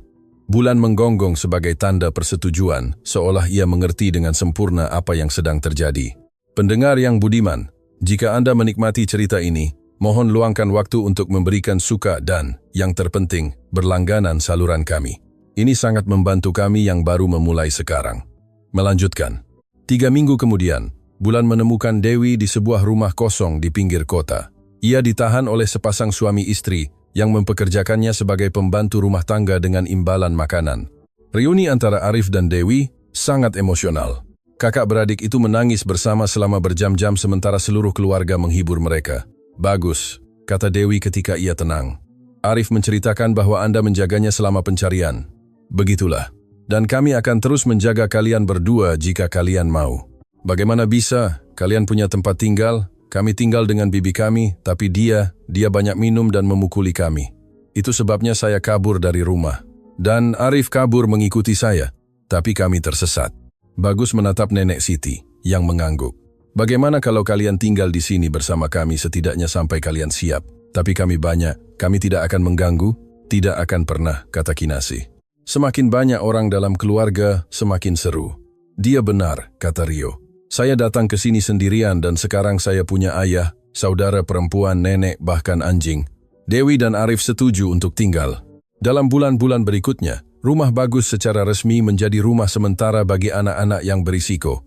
Ia melegalkan situasinya dan mengubah sebagian rumah menjadi semacam panti asuhan. Nenek Siti, kini dengan gelar resmi nenek rumah, mengkoordinasikan rutinitas semua anak. Rio dan Kinasih membantu anak-anak yang lebih kecil dengan tugas sekolah. Bulan terus menemukan orang. Bagus tidak pernah membayangkan hidupnya akan mengambil arah ini. Dari pengusaha sukses namun kesepian, ia telah menjadi ayah dari keluarga besar dan bahagia. Suatu sore, saat mengamati semua anak bermain di halaman, ia menerima kunjungan tak terduga. "Bapak Bagus," sebuah suara yang familiar memanggilnya. Ia berbalik dan melihat seorang wanita muda berusia sekitar 20 tahun di pintu. "Ya, nama saya Rina Pratama. Saya mendengar bahwa kalian membantu menemukan orang hilang." Bagus mengundangnya masuk. Sesuatu pada namanya terdengar familiar baginya. "Ada yang bisa saya bantu?" "Saya mencari adik laki-laki saya. Namanya Rio Pratama, tapi semua orang memanggilnya Rio." Bagus merasakan jantungnya berdebar kencang. "Rio? Ya. Kami terpisah 3 tahun lalu ketika saya kabur dari rumah. Dia waktu itu berusia 9 tahun. "Rina." Rio muncul di pintu ruang tamu mendengar percakapan. "Rina." Kakak beradik itu berlari satu sama lain dan berpelukan sambil menangis. "Rio, adikku, saya mencarimu kemana-mana. Rina, saya tahu kamu masih hidup." "Saya tahu." Bagus menyaksikan adegan itu dengan emosional. Lingkaran itu tertutup. "Di mana kamu selama ini?" tanya Rio kepada kakaknya. "Saya dapat pekerjaan di kota pedalaman. Saya tinggal di sana 2 tahun menabung uang untuk kembali ke Surabaya dan mencarimu." "Dan mengapa kamu kabur dari rumah?" "Pacar ibu kami. Dia memukuli saya. Saya kabur untuk melindungi diri. Tapi saya tidak pernah ingin meninggalkanmu." "Tidak apa-apa, Rina. Kita bersama sekarang." Rina melihat sekeliling dan melihat semua anak mengamati. "Rio, tempat apa ini?" "Ini rumah kami. Ayah Bagus menjaga kami." "Ayah Bagus?" Rina menatap Bagus dengan penuh kasih sayang. "Dia mengadopsi saya ketika saya sendirian. Dia memberi saya keluarga dan sekarang." Rina tampak khawatir. "Dia akan membiarkan saya tinggal juga?" "Rina," kata Bagus, Seseorang yang melatih Rio Pratama menjadi sebaik dan semurah hati seperti dia akan selalu punya tempat di keluarga kami. Maksudnya apa? Rio menceritakan bahwa kaulah yang mengajarinya membantu orang lain, bahwa kamu mengatakan bahwa ketika seseorang punya bakat, ia harus menggunakannya untuk berbuat baik. Rina tersenyum di antara air mata. Dia mengingat itu. Saya ingat semua yang kamu ajarkan, Rina, dan saya menggunakannya setiap hari. Rina, kata Kinasih mendekat. Kamu akan jadi kakak saya juga, jika kalian menerima saya. Tentu saja kami menerimamu, teriak semua anak serempak. Nenek Siti mendekat dan memeluk Rina. Selamat datang di keluarga putriku. Malam itu, saat makan malam, Bagus melihat sekeliling meja besar yang ia pesan untuk menampung seluruh keluarga. Mereka kini berjumlah 12 orang. Ia, Kinasih, Rio, Rina, Nenek Siti, Dewi, Arif, dan 5 anak lainnya yang datang dalam beberapa bulan terakhir. Anak-anak katanya, saya ingin membuat pengumuman. Semua berhenti makan dan menatapnya. Saya memutuskan untuk secara resmi mengadopsi semua anak di rumah ini. Kalian akan secara hukum menjadi anak-anak saya. Keheningan berlangsung beberapa detik. Lalu meja itu meledak dalam teriakan kegembiraan dan tepuk tangan. Benarkah, Ayah? Tanya Rio. Sangat serius. Saya sudah bicara dengan pengacara. Ini hanya masalah formalitas. Bolehkah kami memilih nama kami? Tanya salah satu anak yang paling kecil. Maksudnya apa? Bolehkah saya juga dipanggil Kinasih Wirawan? Bagus menatap Kinasih, yang mengangguk dengan antusias. Tentu, kalian semua akan menjadi Wirawan. Rio Wirawan, teriak Rio. Rina Wirawan, Dewi Wirawan, Arif Wirawan. Semua berteriak nama baru mereka dengan euforia. Dan Bulan? Tanya Kinasih. Dia juga akan menjadi Bulan Wirawan? Tentu. Tawa. Bagus. Bulan juga bagian dari keluarga. Bulan menggonggong seolah menyetujui keputusan itu. 2 tahun kemudian, Yayasan Kinasih telah berkembang pesat. Bagus telah meninggalkan perusahaan aslinya dan mendedikasikan waktu penuh untuk pekerjaan sosial. Rumah utama telah diperluas dan kini dapat menampung hingga 20 anak. Rio, yang kini berusia 17 tahun, secara resmi menjadi pelatih anjing pelacak. Kinasih, yang berusia 12 tahun, sudah menangani kasus anak hilang sendirian. Rina, pada usia 22 tahun, belajar psikologi untuk membantu keluarga yang mengalami trauma. Dewi belajar hukum untuk membela kasus anak terlantar. Arif ingin menjadi jurnalis untuk menceritakan kisah-kisah keberhasilan. Nenek Siti, pada usia 75 tahun, telah menjadi tokoh yang dihormati di masyarakat dan menerima beberapa penghargaan atas pekerjaan sosialnya. Bulan kini sudah berusia 8 tahun. Tapi tetap aktif, dan telah melatih 3 anak anjing yang juga bekerja di yayasan.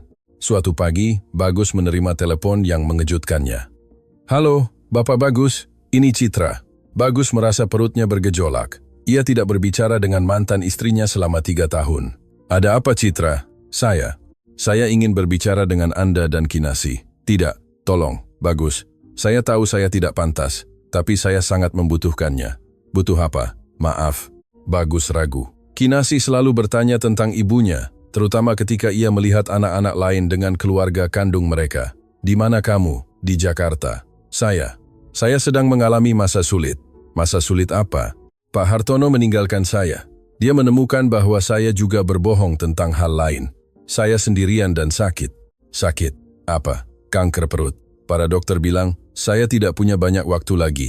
Bagus merasakan campuran kasih sayang dan kemarahan. Apa yang kamu inginkan sebenarnya? Saya ingin meminta maaf kepada Kinasih dan Anda. Saya ingin berdamai sebelum saya pergi. Citra, ini bisa membingungkan Kinasih. Tolong Bagus, ini permintaan terakhir saya.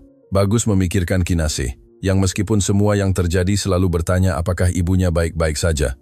Saya akan bicara dengannya. Jika dia ingin bertemu denganmu, kamu bisa datang ke sini. Terima kasih Bagus. Malam itu Bagus berbicara dengan Kinasih tentang telepon dari ibunya. Dia sakit? Tanya anak itu khawatir. Ya, sakit parah. Sepertinya begitu. Dan dia ingin bertemu saya, ingin meminta maaf secara langsung. Kinasih berpikir beberapa menit. Ayah, Nenek Siti selalu bilang bahwa kita harus memaafkan orang agar hati tidak berat. Itu benar. Kalau begitu, saya ingin bertemu ibu. Tapi ayah tetap di samping saya. Saya akan selalu di sampingmu, sayang. Minggu berikutnya, Citra muncul di pintu rumah. Bagus hampir tidak mengenalinya. Ia sangat kurus, rambutnya beruban, pakaian sederhana. Halo Bagus, halo Citra, masuklah. Kinasih berada di ruang tamu dengan gugup. Ketika ia melihat ibunya, ia berlari memeluknya. Ibu, putriku yang cantik, tangis Citra. Kamu sudah besar, ibu sangat kurus ibu. Apa ibu makan dengan baik? Kepolosan Kinasih menyentuh hati Bagus. Mereka berbicara selama berjam-jam. Citra meminta maaf beberapa kali dan menjelaskan bahwa ia sekarang mengerti betapa besar kesalahannya. Kinasih, apa kamu memaafkan ibu karena telah meninggalkanmu? Saya memaafkan ibu-ibu, tapi berjanji tidak akan melakukannya lagi. Saya berjanji, sayang. Tapi mungkin ibu harus pergi segera. Kemana? Bagus menyelah. Kinasih, ibu sangat sakit. Mungkin dia akan pergi ke surga segera. Kinasih segera mengerti. Matanya berkaca-kaca. Ibu akan pergi seperti kakek? Mungkin, sayang. Kalau begitu saya ingin ibu tinggal di sini bersama kami sampai ibu pergi. Jadi kami bisa merawat ibu dengan baik. Bagus menatap Citra yang menangis tersedu-sedu. Citra, mau tinggal di sini? Kami punya kamar tamu kecil. Kalian akan melakukan itu untukku? Setelah semua yang saya lakukan, Kinasih ingin kamu tinggal dan saya tidak akan menolak itu dari putri saya. Terima kasih Bagus. Terima kasih. 3 bulan terakhir Citra adalah yang terpenting dalam hidup Kinasih. Ia akhirnya bisa mengenal ibunya yang sebenarnya, tanpa kebohongan atau kepentingan. Citra menebus dirinya dengan merawat anak-anak lain di rumah ketika kesehatannya memungkinkan. Ia menceritakan kisah, membantu dengan tugas, dan berbagi pengalaman hidupnya. Rio dan ia memiliki beberapa percakapan tentang pengampunan dan kesempatan kedua. Rina membantunya memproses rasa bersalah yang ia rasakan. Nenek Siti menerimanya seperti putri sendiri. Ketika Citra meninggal, ia dikelilingi oleh cinta dan pengampunan. Kinasih berada di sampingnya memegang tangannya. Ibu, saya mencintaimu. Saya juga mencintaimu, malaikatku. Saya selalu mencintaimu. Itu sebabnya sangat menyakitkan ketika saya menyakitimu. Tidak sakit ibu, karena pada akhirnya semuanya baik-baik saja. Saya mendapatkan kembali ayah, mendapatkan keluarga besar, dan juga mendapatkan ibu kembali. Kamu anak yang sangat bijaksana, Kinasih. Nenek Siti mengajari saya bahwa orang berbuat salah karena mereka menderita di dalam dan bahwa kita harus membantu mereka berhenti menderita. Nenek Siti Anda sangat bijaksana. Ibu, ketika ibu tiba di surga, katakan pada kakek bahwa saya mengirimkan ciuman. Tentu saja, sayang. Citra menutup matanya untuk terakhir kali, memegang tangan putri yang pernah ia tinggalkan dan kini ia dapatkan kembali. Pemakaman itu sederhana, tapi penuh cinta. Seluruh keluarga hadir, termasuk anak-anak dari yayasan dan orang-orang yang Citra bantu dalam beberapa bulan terakhir. Kinasih memberikan pidato yang mengharukan. Ibu saya banyak berbuat salah dalam hidup, tapi dia juga benar dalam satu hal. Dia memberi saya hidup, dan hidup itulah yang membawa saya kepada ayah, kepada keluarga saya, kepada kalian semua. Karena itu saya bersyukur atas semua yang terjadi. Setelah pemakaman, kehidupan kembali normal di rumah keluarga Wirawan, tapi ada kedamaian yang berbeda di lingkungan itu. Seolah-olah semua luka akhirnya sembuh. Bagus, kini berusia 48 tahun. Melihat hidupnya dan merasakan rasa syukur yang luar biasa. Dari seorang pria kesepian dan pahit, ia telah menjadi ayah dari puluhan anak dan pendiri organisasi yang telah menyatukan ratusan keluarga. Rio yang akan genap 18 tahun telah memutuskan untuk belajar kedokteran hewan dengan spesialisasi pelatihan hewan penyelamat. Kinasih, pada usia 13 tahun, sudah berbicara tentang mengikuti jejak kakaknya. Rina lulus psikologi dan membuka praktik di yayasan sendiri. Dewi lulus ujian masuk hukum. Arif belajar jurnalisme untuk menceritakan kisah-kisah keberhasilan. Nenek Siti, pada usia 76 tahun, menulis memoarnya dengan bantuan Arif. Buku itu akan dijual untuk mengumpulkan dana bagi organisasi. Bulan, kini sudah berusia 9 tahun, telah pensiun secara resmi, tapi masih menemani kegiatan yayasan. 3 anak anjingnya, Harapan, Iman, dan Mukjizat, kini menjadi anjing resmi organisasi. Suatu sore, saat mengamati semua anak bermain di halaman, Bagus menerima kunjungan istimewa. Bapak Bagus, sebuah suara yang familiar memanggilnya. Ia berbalik dan melihat Sumiati, wanita yang merawat Kinasih selama 2 tahun. Sumiati, kejutan yang menyenangkan. Saya membawakan sesuatu untuk kalian, katanya sambil memegang sebuah kotak. Apa itu? Barang-barang Kinasih yang tertinggal di rumah saya. Gambar-gambar, beberapa pakaian, sebuah boneka. Bagus memanggil Kinasih, yang berlari memeluk Sumiati. Bibi Sumiati, sudah lama sekali. Halo, sayang. Saya membawakan beberapa kenanganmu. Kinasih membuka kotak dan menemukan gambar yang ia buat pada usia 6 tahun, sebuah boneka yang tidak ia lihat selama bertahun-tahun, dan beberapa pakaian. Ayah, lihat. Ia menunjukkan sebuah gambar. Begini saya menggambar keluarga kami ketika saya di rumah Bibi Sumiati. Bagus melihat gambar itu. Itu adalah seorang pria besar berjas di samping seorang gadis kecil. Di bawahnya tertulis dengan tulisan miring, saya dan ayah. Kamu selalu menggambar saya, bahkan ketika kamu pikir saya tidak akan menjemputmu lagi. Selalu ayah, karena di hati saya tahu ayah mencintai saya. Bagus memeluk putrinya dengan emosional. Sumiati, katanya, terima kasih juga telah menjaganya. Terima kasih telah memaafkan saya Bapak Bagus, dan telah mengizinkan saya tetap menjadi bagian dari hidup Anda. Anda akan selalu menjadi bagian dari keluarga kami. Bibi Sumiati. Malam itu, saat makan malam, Bagus membuat pengumuman khusus. Dengar semuanya, saya punya berita untuk kalian. Berita apa, Ayah? Tanya Rio. Yayasan Kinasih diundang untuk berkembang ke negara bagian lain. Kita akan bisa membantu lebih banyak keluarga. Luar biasa, teriak Dewi. Dan, ada lagi, lanjut. Bagus. Saya memutuskan sudah waktunya kalian memikul tanggung jawab. Rio akan mengkoordinasikan sektor pelatihan hewan.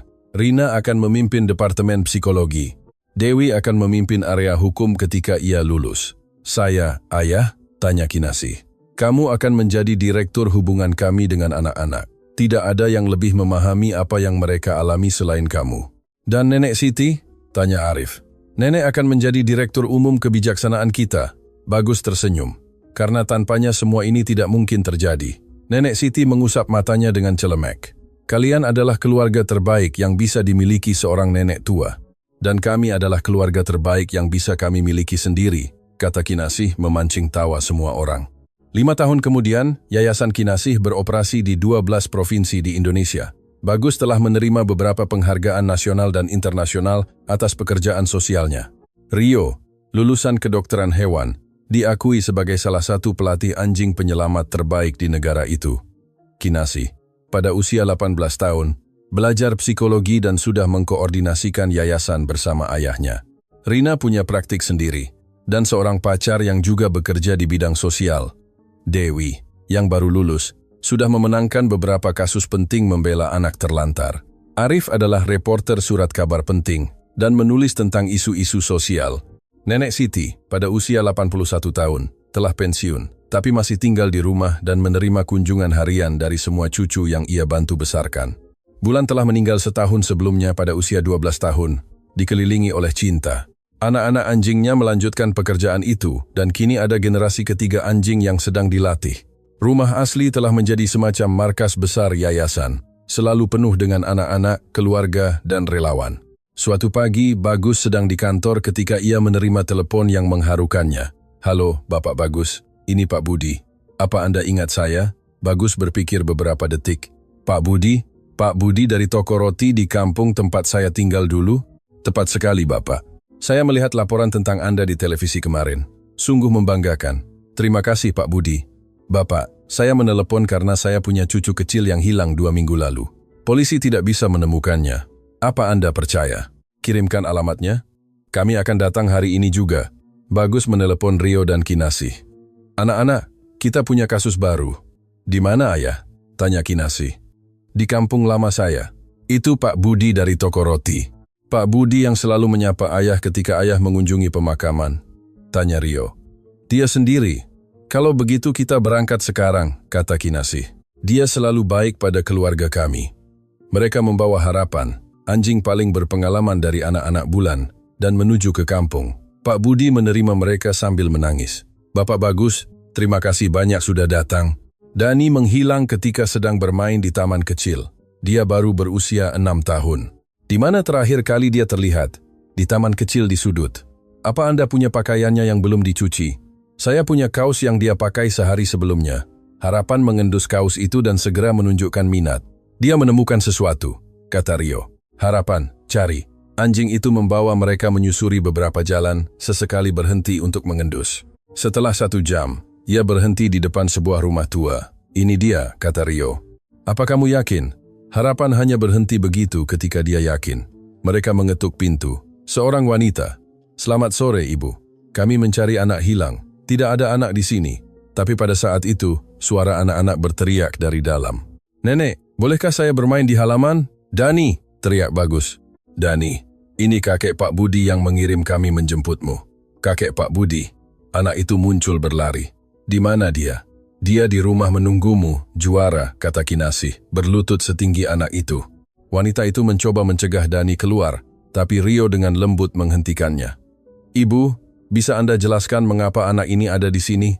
Dia tersesat di jalan. Saya hanya menjaganya selama 2 minggu tanpa memberitahu keluarga. Saya tidak tahu harus mencari siapa." Bagus menggendong Dani. "Apa kamu baik-baik saja, Juara?" "Ya, Nenek Aminah memberi saya makanan dan membiarkan saya menonton televisi." "Mengapa kamu tidak pulang?" "Dia bilang, kakek Pak Budi sudah pergi dan akan menjemput saya ketika kembali." Bagus menatap wanita itu, yang menunduk. "Nenek Aminah, keluarga putus asa mencarinya. Saya hanya merindukan punya anak di rumah. Cucu-cucu saya tinggal jauh, tidak pernah mengunjungi saya." Bagus merasa kasihan pada wanita itu. "Nenek Aminah, bagaimana kalau Anda mengunjungi yayasan kami? Kami punya banyak anak yang akan sangat senang punya nenek penyayang seperti Anda." "Serius?" "Sangat serius. Tapi pertama kita harus membawa Dani kembali ke kakek Pak Budi." Reuni antara Pak Budi dan Dani sangat emosional. Pria tua itu menangis lega memeluk cucunya. "Bapak Bagus, bagaimana saya bisa?" "Anda tidak perlu berterima kasih, Pak Budi. Kita tetangga seumur hidup. Dan Nenek Aminah, apa yang akan terjadi padanya? Kami juga akan membantunya. Dia hanya merindukan punya keluarga dekat." Seminggu kemudian, Nenek Aminah berada di yayasan, membantu anak-anak yang lebih kecil dan merasa berguna lagi. Dani mengunjunginya secara teratur, memanggilnya Nenek Aminah. Bagus mengamati semua ini dan merenungkan bagaimana hidup telah menjadi rantai kebaikan. Seorang anak hilang telah menghasilkan sebuah keluarga. Keluarga itu telah berlipat ganda menjadi puluhan keluarga lainnya. Dan kini keluarga-keluarga itu menyebarkan cinta ke seluruh negeri. Suatu sore, ia berada di teras rumah mengamati anak-anak bermain ketika Kinasih mendekat. "Ayah, boleh saya bertanya?" "Selalu, sayang. Apa ayah menyesali sesuatu dalam hidup ayah?" Bagus berpikir beberapa detik. "Tidak, Kinasih. Bahkan tidak pada saat-saat buruk, karena melalui mereka saya belajar menghargai saat-saat baik. Bahkan pada saat ayah sedih berpikir saya sudah pergi. Bahkan itu, karena waktu itulah yang membuat saya mengerti betapa pentingnya kamu bagi saya. Dan apa ayah kira ibu menyesali telah meninggalkan saya? Saya kira begitu. Di bulan-bulan terakhirnya di sini, saya melihat bahwa dia mengerti betapa besar kesalahannya. Ayah, kadang saya memikirkannya dan tidak merasa marah. Mengapa? Karena jika dia tidak melakukan itu, mungkin kita tidak akan pernah menemukan Rio. Dan tanpa Rio kita tidak akan menemukan semua anak lainnya. Dan Nenek Siti tidak akan punya keluarga besar, dan Bulan tidak akan terkenal." Bagus tersenyum mendengar kebijaksanaan putrinya. "Jadi, kamu kira semuanya terjadi karena suatu alasan?" "Saya kira begitu. Nenek Siti selalu bilang bahwa Tuhan membuat hal-hal buruk menjadi baik ketika kita punya iman. Dan kamu punya iman?" "Ya. Iman pada keluarga kami, iman pada pekerjaan kami, iman bahwa kami akan membantu banyak orang lagi." Bagus memeluk Kinasih. "Saya juga punya iman pada kamu, pada keluarga kami, pada masa depan kami." "Ayah?" "Ya, terima kasih." "Untuk apa?" "Untuk tidak pernah menyerah pada saya. Terima kasih padamu sayang, karena telah menjadikan saya orang yang lebih baik." Malam itu, saat makan malam keluarga, Bagus mengumumkan bahwa ia telah membuat keputusan penting. "Teman-teman, saya sedang berpikir untuk menulis buku tentang kisah kita." "Ide bagus," kata Dewi. "Tapi saya ingin semua membantu. Rio akan menceritakan tentang pekerjaan dengan anjing. Kinasih tentang bagaimana rasanya menjadi anak hilang. Rina tentang aspek psikologis. Dewi tentang bagian hukum. Dan saya ayah?" tanya Arif. "Kamu akan membantu menulis. Kamu jurnalis. Kamu lebih tahu teknik penulisan." "Dan Nenek Siti?" tanya Kinasih. "Nenek akan menceritakan tentang kebijaksanaan hidup dan bagaimana membangun keluarga dari hati." "Apa nama bukunya?" "Ingin tahu Rio." Bagus berpikir sejenak. "Bapak putri Anda masih hidup. Kisah bagaimana sebuah kebohongan berubah menjadi cinta. Sempurna," kata Nenek Siti. "Persis seperti itulah yang terjadi di sini." 2 tahun kemudian, Buku itu diluncurkan dan menjadi bestseller nasional. Pendapatan dari penjualan sepenuhnya disumbangkan untuk perluasan yayasan. Bagus diundang untuk memberikan ceramah di beberapa universitas dan acara internasional. Ia selalu membawa serta salah satu anggota keluarga, menunjukkan bahwa pekerjaan itu adalah hasil dari persatuan. Yayasan Kinasih telah menyatukan lebih dari 1.000 keluarga dan secara langsung melayani 3.000 anak. Metode yang dikembangkan oleh Rio dan anjing-anjingnya sedang dipelajari oleh universitas dan diadopsi oleh beberapa organisasi di seluruh dunia. Pada ulang tahun ke-10 reuni antara Bagus dan Kinasih, mereka mengadakan pesta besar di markas yayasan. Ratusan keluarga yang telah disatukan oleh organisasi hadir. Pihak berwenang, jurnalis, relawan, dan donatur juga hadir. Bagus naik ke panggung untuk memberikan pidato. 10 tahun yang lalu saya adalah seorang pria yang hancur oleh rasa sakit kehilangan. Saya percaya hidup saya telah berakhir. Hari ini, saya melihat hadirin ini dan melihat ratusan keluarga bersatu, ribuan anak bahagia, puluhan pemuda mendedikasikan hidup mereka untuk membantu orang lain. Hadirin bertepuk tangan, tapi semua ini tidak mungkin terjadi tanpa beberapa orang yang sangat istimewa. Rio, yang punya keberanian untuk mendekati orang asing yang putus asa di pemakaman. Nenek Siti, yang mengajari kami bahwa keluarga adalah yang mencintai, bukan yang memiliki darah yang sama. Dan terutama Kinasih, yang meskipun seorang anak kecil menemukan kekuatan untuk memaafkan dan mencintai tanpa syarat, Bagus berhenti sejenak dengan emosional. Jika ada pelajaran yang saya pelajari dalam 10 tahun ini adalah bahwa tidak ada situasi yang begitu buruk yang tidak bisa berubah menjadi sesuatu yang indah. Tidak ada rasa sakit yang begitu besar yang tidak bisa menghasilkan cinta, dan tidak ada keluarga yang begitu hancur yang tidak bisa dibangun kembali. Hadirin berdiri memberikan tepuk tangan meriah yang berlangsung beberapa menit. Rio naik ke panggung dan memeluk Bagus. Ayah, terima kasih telah percaya pada saya ketika saya hanya seorang anak kecil dengan ide gila. Terima kasih padamu karena telah menyelamatkan hidupku, nak. Kinasih juga naik ke panggung. Ayah, ketika saya kecil dan tersesat, saya selalu bermimpi suatu hari ayah akan menemukan saya. Yang tidak saya tahu adalah bahwa ketika ayah menemukan saya, kita akan menemukan seluruh keluarga. Rina, Dewi, Arif, dan semua anak lainnya naik ke panggung. Nenek Siti, kini berusia 83 tahun, tapi tetap teguh, dibawa dengan kursi roda yang dihias. Nenek, kata Kinasih di mikrofon. Apa nenek ingin mengatakan sesuatu? Nenek Siti mengambil mikrofon dengan tangan gemetar, tapi suara tegas. Saya hanya ingin mengatakan bahwa saya mencapai usia 83 tahun berpikir hidup saya akan berakhir, tapi 10 tahun terakhir inilah yang paling bahagia dalam hidup saya, karena saya belajar bahwa seseorang tidak menjadi tua ketika merawat anak-anak, seseorang menjadi muda kembali. Hadirin tertawa dan bertepuk tangan. Dan saya ingin mengatakan kepada semua keluarga yang hadir di sini, kalian tidak disatukan secara kebetulan, kalian disatukan oleh cinta, dan cinta selalu menemukan jalan. Setelah pesta, keluarga berkumpul di rumah untuk kebersamaan yang lebih intim. Bagus melihat sekeliling ruang tamu yang penuh dengan orang-orang yang ia cintai dan merasa menjadi pria terkaya di dunia. Teman-teman, katanya, saya ingin melakukan satu hal terakhir hari ini. Apa ayah? Tanya Rio. Saya ingin berterima kasih secara individu kepada kalian masing-masing. Ayah tidak perlu mulai Kinasih. Ya, perlu. Rio, terima kasih telah mengajari saya bahwa keberanian tidak mengenal usia. Kinasih, terima kasih telah menunjukkan kepada saya bahwa cinta selalu mengalahkan kebencian. Nenek Siti, terima kasih telah mengajari saya bahwa kebijaksanaan didapatkan dengan hati, bukan dengan tahun. Bagus beralih ke anak-anaknya yang lain. Rina, terima kasih telah menunjukkan kepada saya bahwa pengampunan menyembuhkan semua luka. Dewi, terima kasih telah mengajari saya bahwa keadilan dilakukan dengan mukjizat, bukan dengan balas dendam.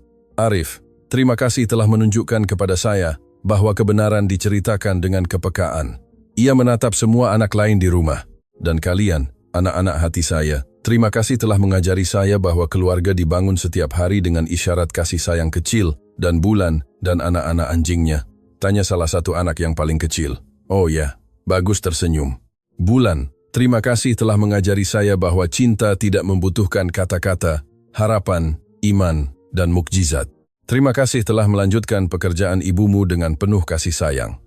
Ketiga anjing betina mengibaskan ekornya seolah mengerti rasa terima kasih itu. Sekarang, kata Nenek Siti. Tiba saatnya untuk rasa syukur saya. Apa, Nenek?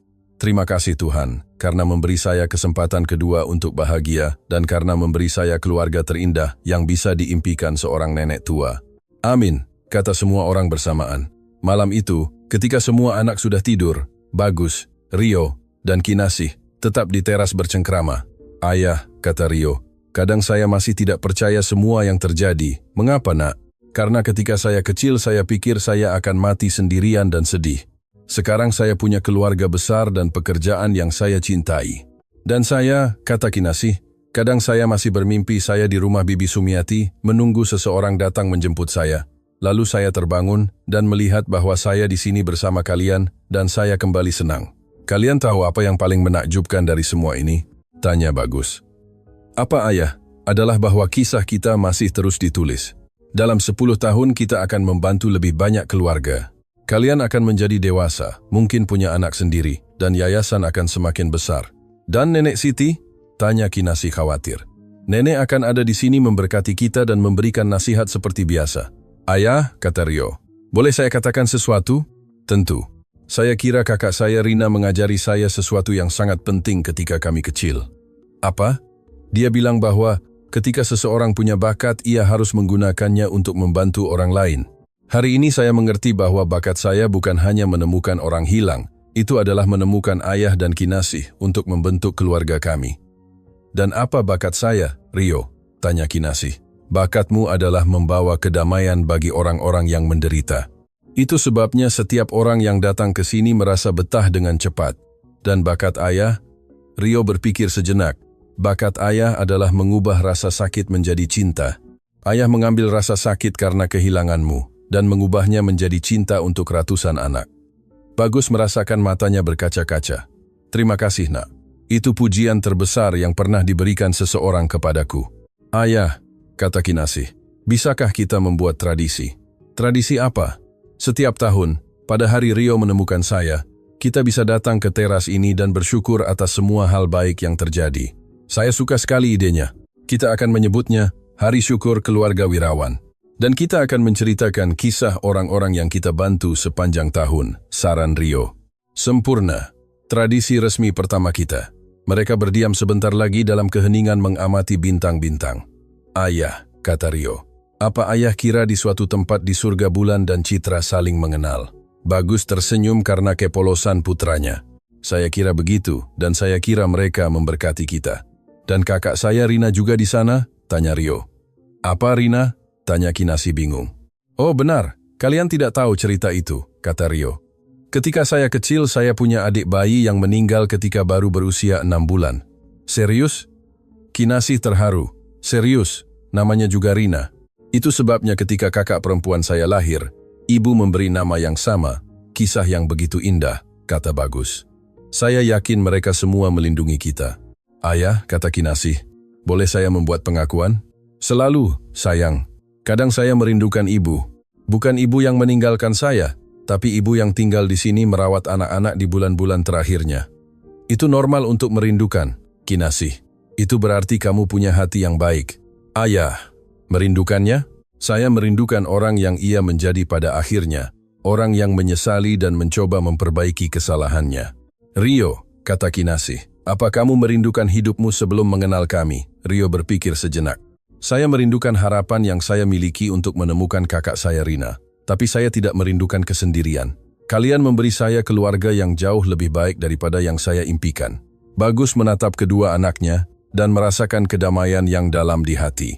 Kalian tahu apa yang paling saya banggakan dari kalian? Apa? Tanya mereka bersama. Adalah bahwa meskipun semua yang kalian alami, kalian telah menjadi orang yang murah hati dan penuh cinta. Itu menunjukkan bahwa kalian punya kekuatan batin yang sangat besar. Itu kami pelajari dari ayah, kata Rio, dan dari Nenek Siti, tambah Kinasih. Tidak, anak-anakku, itu sudah ada di dalam diri kalian. Saya hanya membantu agar itu mekar. Pada dini hari itu, ketika akhirnya mereka tidur, Bagus melewati kamar-kamar, memastikan semua anak baik-baik saja. Di kamar Kinasih, ia tidur memeluk salah satu anak anjing bulan. Di kamar Rio ia masih belajar, bersiap untuk kongres pelatihan anjing. Di kamar Nenek Siti, ia tidur dengan senyum di wajahnya. Bagus pergi ke kamarnya sendiri dan sebelum tidur membuka laci meja samping tempat tidur. Di dalamnya ia menyimpan foto pertama yang Rio ambil tentang keluarga yang bersatu pada hari mereka menemukan Kinasih. Dalam foto itu semua tampak bahagia, tapi masih curiga, seolah tidak percaya bahwa itu nyata. Kini, 10 tahun kemudian, kecurigaan itu telah berubah menjadi kepastian. Mereka benar-benar sebuah keluarga. Bagus meletakkan foto itu kembali ke laci dan berbaring. Sebelum tidur ia berdoa dalam hati. Terima kasih telah memberi saya kesempatan kedua untuk menjadi ayah. Terima kasih telah menunjukkan kepada saya bahwa keluarga adalah siapa yang kita pilih untuk dicintai. Dan terima kasih telah mengajari saya bahwa bahkan tragedi terbesar pun bisa berubah menjadi berkah terbesar. Pagi berikutnya, Bagus terbangun oleh suara tawa dari dapur. Ia turun dan menemukan seluruh keluarga sedang menyiapkan sarapan istimewa. Kejutan, ayah, teriak semua orang ketika melihatnya. Kejutan apa ini? Kami memutuskan untuk merayakan hari syukur pertama dengan sarapan istimewa, jelas Rina. Tapi hari syukur bukan besok? Kami tidak bisa menunggu, kata Kinasih tertawa. Kami sangat tidak sabar untuk memulai tradisi.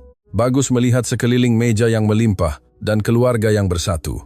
Bulan ketiga, cucu Bulan, berbaring di kakinya. Nenek Siti mengatur piring dengan bantuan anak-anak yang lebih kecil.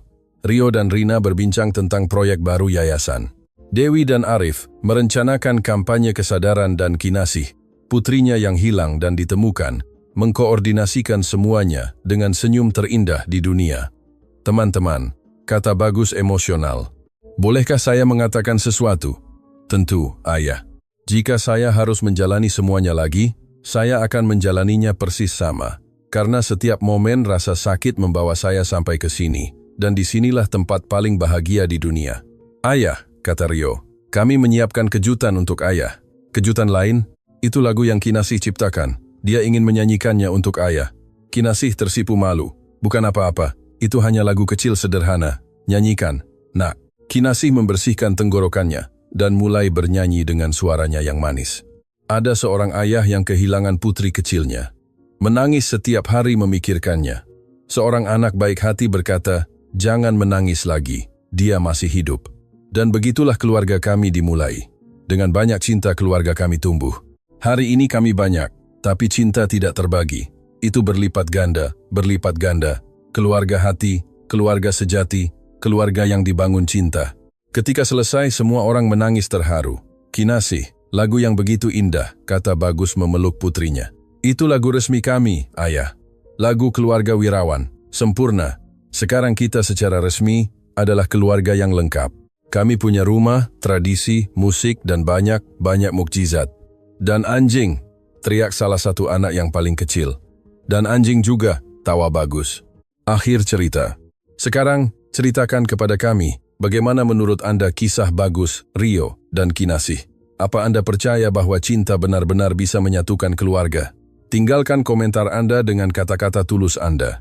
Pendapat Anda sangat penting bagi kami, dan jangan lupa tinggalkan suka dan berlangganan saluran kami, agar tidak ketinggalan kisah-kisah emosional lainnya seperti ini.